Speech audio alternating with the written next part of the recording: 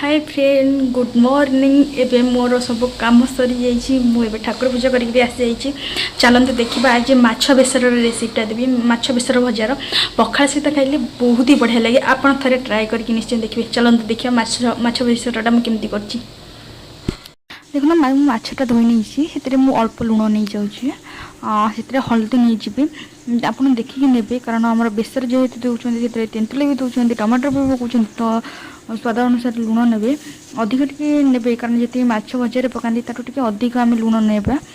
हल्दी भी टी नहीं से तेंतुली नहीं आप चाहिए लंकागुंड देपारे तो लंकागुंड देवे तो मुझे बेसर मसलें मुझे अधिक करके बाटी नहीं जो लंकाटा तो से मुझे बेसी दौने मुझे अल्प सोरिष तेल कि रिफाइन तेल आप पकड़े पकईकि 5 ରୁ 10 मिनट छाड़दे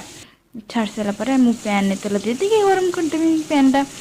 गरम हो सारापर आमर माछ गोटे गोटे करके नॉर्मल भाजी नवा जमी भाजुंट हाँ बेसी हाई फ्लेम देवेनि सब सिम्रे करेंगे कि मीडियम करेंगे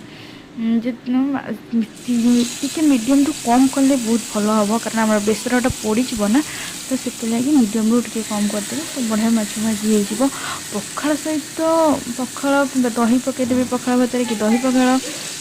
कि खाली नॉर्मल पखाड़ कंचा लंका आ लेंबू माने चिपुड़े खाए बहुत ही बढ़िया लगे। तार कॉम्बिनेशन कौन माछ भजा बेसर भजाटा बहुत ही टेस्टी लगे। आपड़ थे ट्राए करेंगे देखो मुझे टाइप माछ भाजी नहीं जाऊँगी आपड़ भी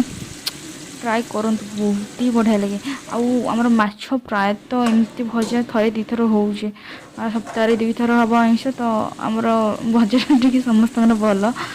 तो से आमर बेसर भजा हम बेसर माने माने संडे रे तो प्राय टाइम हुए ये देखो भलसे मछटा भाजी ने